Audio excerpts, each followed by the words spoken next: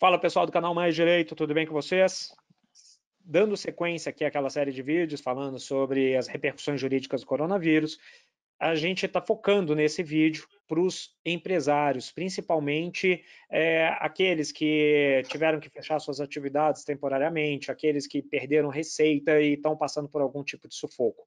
Esse é o terceiro vídeo desse tema, e se você não viu os outros, só clicar aqui na playlist que você pode assisti-los. Nesse vídeo especificamente, eu vou abordar com vocês alguma sugestão para vocês tentarem observar melhor como resolver e como negociar com seus fornecedores. Então, vamos conversar um pouquinho aqui com Leonardo Sandes, Leônidas e Vitor a respeito desse assunto. Vamos lá?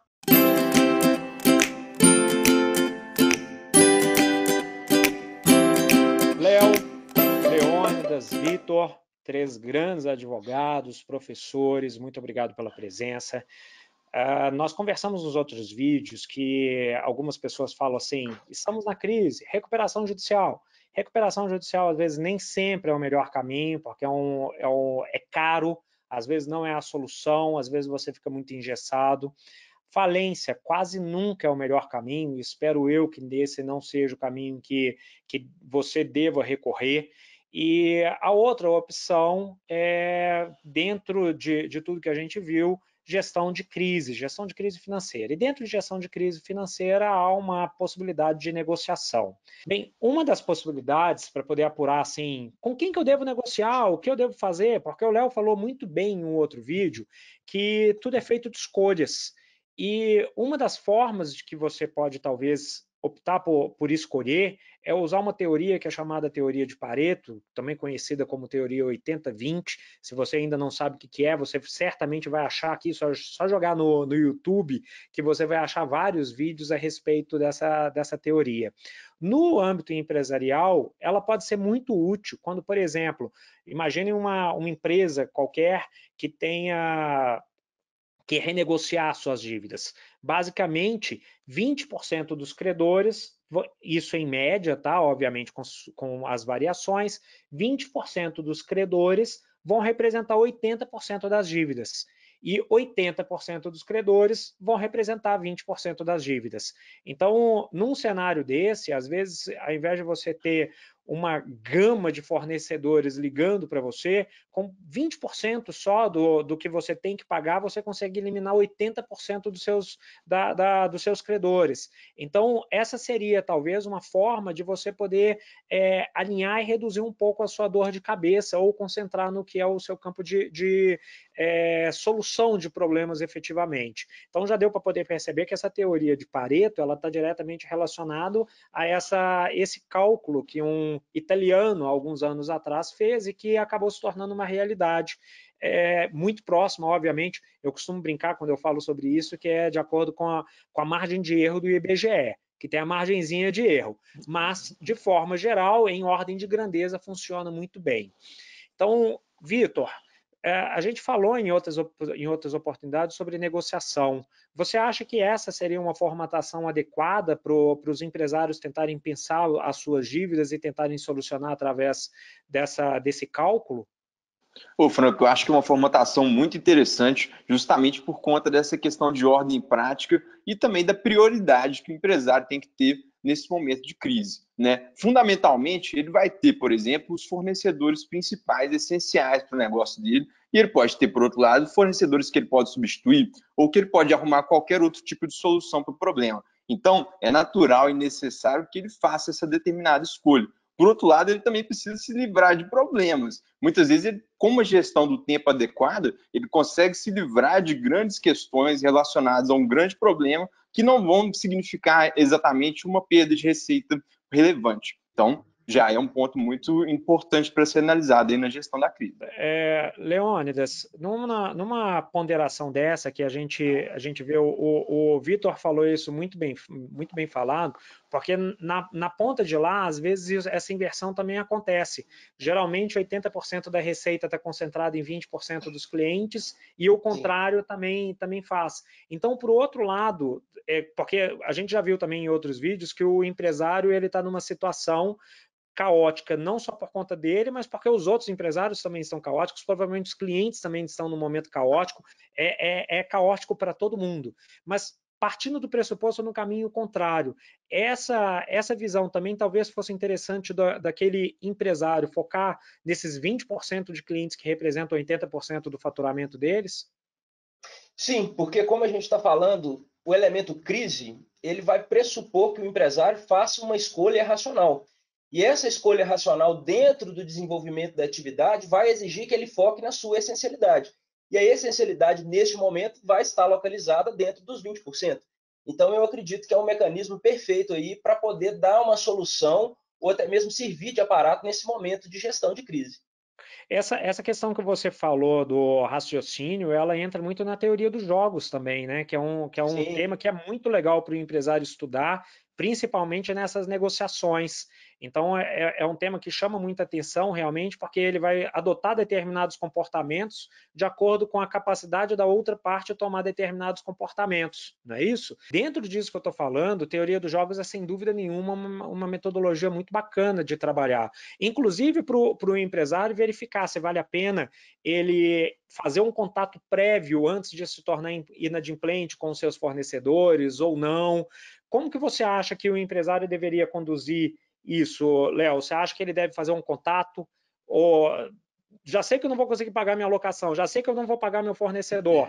E a teoria dos jogos ajuda nisso? O Franco ajuda sim. Na verdade, como os recursos são escassos e a demanda é muito grande, daí porque essa aplicação da teoria de Pareto é muito válida aqui nesse caso, o empresário, como a gente falou em outros vídeos, tem que tomar decisões. Mas aí a teoria dos jogos está muito relacionada também com as técnicas de negociação e que são super relevantes agora, nesse momento, que o empresário vai ter que sentar na mesa com outros. E as técnicas de negociação elas passam por pequenas sutilezas que a gente acaba vendo do interlocutor. E esses dias agora que a gente tem usado muito mais a videoconferência, a gente tem olhado na frente de muitas pessoas cara a cara, que muitas vezes nem na sala de reunião a gente olha. E a negociação, ela, então, passa por esses detalhes e cada empresário também tem o seu estilo e tem momentos que devem ser usados técnicas diferentes. Em alguns momentos é necessário ter uma certa agressividade maior, e aí eu não estou falando para ninguém ser sem educação e ninguém partir para as vias de fato dando porrada, não. Mas é exatamente a gente ser um pouco mais agressivo. Você tem que conhecer muito bem o seu interlocutor do outro lado. Nós, mineiros, aqui temos algumas características peculiares de negociação que pessoas dos outros estados da federação são diferentes de nós.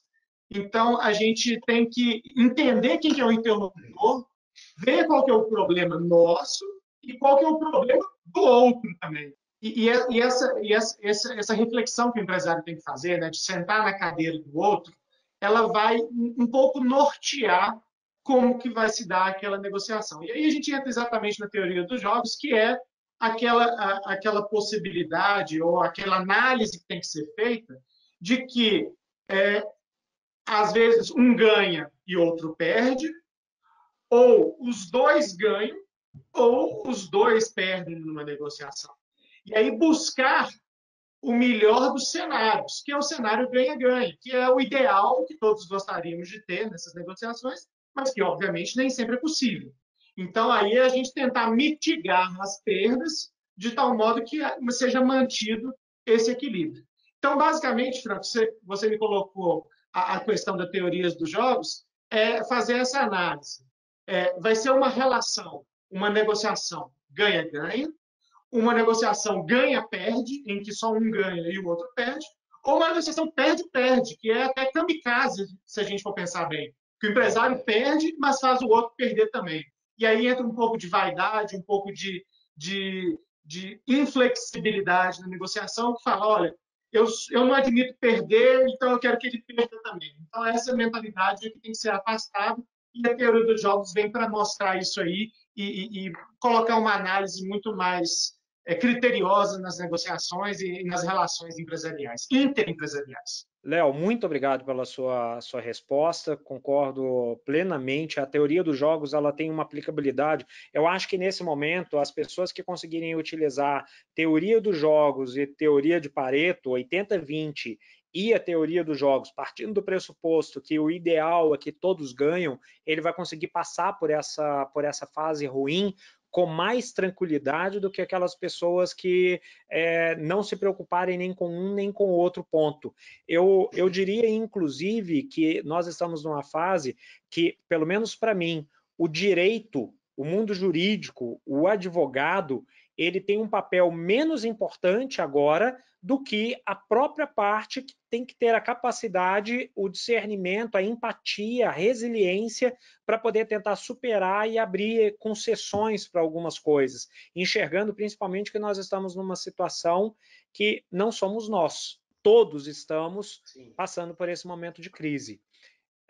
Vitor, empatia dentro disso ajudaria na aplicabilidade da teoria dos jogos? Eu acho que sim, e são assuntos totalmente relacionados, né? Justamente para a gente tentar buscar esse cenário de ganha-ganha. Ou então, um cenário em que, aí fazendo uma invenção, né? Eu ganho um pouco menos. Porque, de fato, não tem como você ter uma situação perfeita diante de um cenário desse, né? Um locador não vai receber o aluguel inteiro, porque não tem como o locatário pagar o valor inteiro do aluguel, pegando um exemplo prático aqui que a gente está vendo aos montes, né? Então, de fato, pode haver uma negociação, por exemplo, para que esse pagamento seja feito parcelado durante um prazo específico, mas o prazo inicial vai ser daqui 10 meses, para essa pessoa conseguir ter um fôlego para passar esse momento. Opa, eu vou receber meu aluguel e o outro vai ter uma condição melhor para o pagamento. Poderia ser um cenário ganha-ganha em que um teve entendimento do outro, porque naquela posição, um determinado locador, ele pode não precisar daquele valor para viver, mas é justo que ele receba o valor. E o locatário, ele precisa conseguir ficar naquele momento sem faturar, sem retirar todas as suas instalações, por exemplo. Então, a gente vai precisar fazer uma análise prática de cada caso, cada momento, e buscar sempre essa situação que tente atender melhor o interesse das partes envolvidas, né? Leônidas, na sua opinião, o empresário que se vê numa situação dessa, que ele já colocou na cabeça, ele viu esse vídeo e falou assim, realmente, isso faz sentido, tanto teoria de Pareto faz sentido, vou dar uma pesquisada melhor, teoria dos jogos faz sentido, vou dar uma pesquisada melhor do que se trata, agora eu tenho que agir. Essa atitude, você acha que teria que ser, enquanto o empresário ainda está adimplente, ou ele deveria deixar o barco correr? Eu acho que essa atitude ela pode acontecer nos dois momentos, né? Eu não sou da posição que eu acho que você deve deixar o barco correr, não, porque de repente a situação pode chegar em um ponto que você depois não consegue reverter a situação. Então eu imagino o seguinte, que ele deve focar neste momento na seguinte questão: o mercado ele não funciona sozinho, né? O mercado ele funciona por diversos agentes. E se eu for me valer de uma dessas teorias para continuar, para manter a minha existência no mercado, que eu utilize antes de me aproximar da porta de saída. Então, eu não sou da posição que ele deve deixar o barco tocar para tomar uma atitude, não. A gente está tendo a anunciação de uma crise, né? Isso aí a gente não pode negar. Enquanto empresário, o que eu preciso fazer? Eu preciso me situar qual é a crise que eu estou propenso a viver. A partir do momento que eu consigo identificar qual é a crise que eu vou sofrer de acordo com o meu negócio, eu preciso tomar consciência que o mercado ele não funciona sozinho, que tem outros agentes ali que são interdependentes da minha atividade e é onde eu também figuro como agente que tem outros empresários que dependem da execução da minha atividade. Tomei consciência disso, eu preciso começar a agir. Leônidas, eu acho muito interessante pelo seguinte, nós todos aqui somos professores de direito empresarial e em direito empresarial a gente inevitavelmente estuda o período feudal, a Idade Média, porque na Idade Média foi um dos maiores desenvolvimentos do nosso ramo, sem dúvida nenhuma. E nós estamos entrando numa fase de crise que, já mencionada aqui, nenhum de nós viveu algo parecido. Então, acredito eu que é o momento não só para nós desenvolvermos novas teorias, novas visões, novas técnicas jurídicas, mas também é uma oportunidade para os empresários enxergarem novos campos de trabalho, novos campos de atuação. Você acha que, do ponto de vista jurídico, Léo, e do ponto de vista prático, para aqueles que são otimistas, o que é muito difícil nesse momento, mas agora a gente poderia tentar começar a conseguir enxergar oportunidades, inclusive para os empresários? Um grande otimista, Franco. Eu acho que o momento de crise é o momento que todo mundo se reinventa, e essa crise que vai começar, porque ela ainda não começou, vai ser um momento que todos vão se reinventar e muitos negócios vão se transformar. E até mesmo a forma como os empresários se interrelacionam também vai transformar. Eu vejo que e a gente tem uma vantagem. Nós somos brasileiros e nós somos muito criativos. Não é só criativo para produzir meme, não. É criativo para se livrar dos problemas difíceis, porque durante décadas e décadas e décadas foram planos econômicos mirabolantes, foram dificuldades financeiras, hiperinflação, e os empresários se reinventaram e muitos deles sobreviveram. Alguns não conseguiram, mas muitos sobreviveram na crise, e é isso que a gente tem que deixar a mensagem agora, e eu acho que para quem está ouvindo o seu canal, para quem está assistindo o seu canal, essa é a mensagem. Acho que todos os empresários conseguem se reinventar. Eu acho que é um momento já que está todo mundo parado, né, voltando para si, mais recluso agora, é a hora de fazer as reflexões para, na hora que tudo voltar a funcionar dentro da normalidade, o empresário possa estar reinventado, o seu negócio possa estar reconstruído ou pronto para ser reconstruído. E até em complemento da sua ideia inicial, que você comentou lá com o Vitor, lá no começo. O advogado, muitas vezes, é visto como aquele que vai brigar. E, na verdade, nesse momento, não é para o advogado ser aquele que está do lado do cliente brigando, sim, defendendo o interesse e o direito dele, porque essa é a nossa função, mas é aquele que vai encontrar soluções jurídicas e encontrar soluções até mesmo negociais. O advogado exerce cada dia mais um papel de conselheiro do empresário.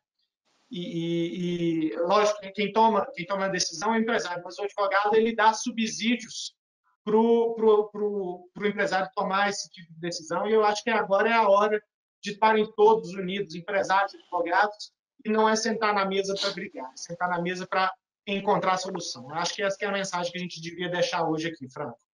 E eu acho que isso vai mudar culturalmente por causa dessa situação. Eu acho que a visão de que o advogado ele pode fazer um trabalho de suporte para fazer esse desenvolvimento, esse crescimento, ele vai acontecer e em grande parte por causa dessa situação. Só que lembrando, eu gostaria de deixar isso claro, que há vários pequenos empresários que também não têm condição de contratar advogado, que não têm condição de contratar profissionais. E esses pequenos empresários, eles podem procurar formas de desenvolver algumas qualidades, por exemplo, técnicas de negociação que você falou, gestão financeira, que eu tinha comentado um pouco mais cedo, que pode ajudar ele a conseguir ter uma conciliação melhor com a outra parte, uma negociação melhor com a outra parte. E eu aqui, para você que está aí de casa, que está assistindo, eu me coloco à disposição para poder tentar te ajudar. Sempre que você tiver alguma pergunta, pode formular aqui a pergunta aqui embaixo, que eu vou convidar, se o Vitor tiver disponibilidade, se o Léo ou o Leone tiverem disponibilidade, eles vão voltar aqui para poder tentar esclarecer todas as dúvidas que vocês tiverem. Essa é a ideia do canal, é propagar, não é fazer. Todos os profissionais que estão aqui são profissionais altamente qualificados e bem-sucedidos, e que a ideia de todos eles é exatamente divulgar e propagar informação. Léo, só em relação ao fracasso, eu tenho um negócio para poder encerrar esse vídeo e encerrar esse bate-papo nosso. No Vale do Silício, a primeira pergunta que costuma se fazer para os empreendedores não é qual é o seu negócio, é quantas vezes você fracassou. Porque é compreendido no mundo de startup, de forma geral, que aquela pessoa que fracassou 1, 2, 3 vezes, ela aprendeu com os erros para poder construir alguma coisa de sucesso. E os grandes empresários de sucesso, basicamente todos eles, não vou falar todos, mas muitos que a gente pode lembrar, eles, antes de construir um negócio de sucesso, eles tiveram outros que fracassaram.